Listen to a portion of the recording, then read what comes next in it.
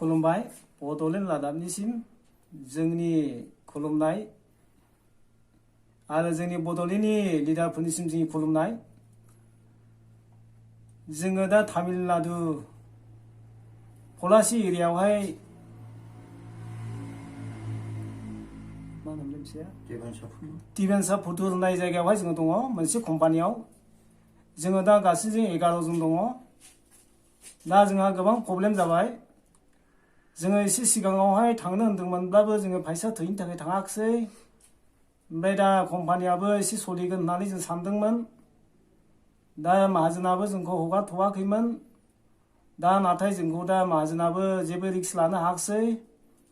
दानि गोबां मोनसे बेरामखौ लानानै जोंखौहाय बारा रिक्स लानो हायाखिसै। बिनिखायनो जोङो दा गोबां गोदाव सोराव जानानै दङ।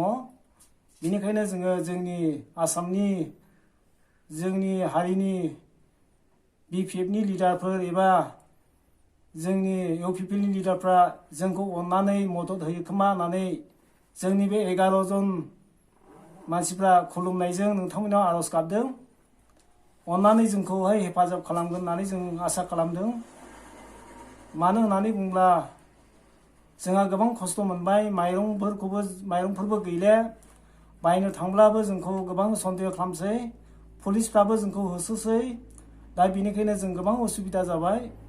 दा जेब्ला जोङो गारिफोर खारनोब्लाबो ट्रेन हगारोब्लाबो जोंहा थांनो फैसा गरसे गैले।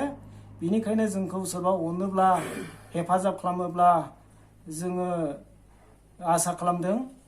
जोंनि जायगाया जाबाय चिरां डिस्ट्रिक्टनि पस्ट अफिसा जाबाय रानिपुर, थाना जाबाय रानिखाथा। ओमफ्राय जोङो गासै 11 जन दङ। सासे क'क्राझारनि दङ, सासे सरलपारानि दङ। दा अननानै जोंखौ हेफाजाब खालामोब्ला आरो जोङो ओरैबायदि मोनसे नाजानाय दङ। इलेक्सनखौ जोङो लोगो मोनोब्ला हामगौ होननानै जोङो हास्थायनाय दङ। बेनिखायनो जोंखौ अननानै जोंनि बड'लेण्डनि लिडारफ्रा जोंखौ सहाय खालामगोन होननानै जों फोथायबाय। अननानै जोंखौ प्लिज, जोंहा गोबां खस्थ' मोनबाय। जोङो जानो लोंनो माइरं गैले, थाखा फैसा गैले। अननानै जा हायो जोंखौ अननानै मदद खालामो, बेखौनो जोङो खावलायबाय। अननानै प्लिज, आंनि बुंनांगौआ एसेनोसै।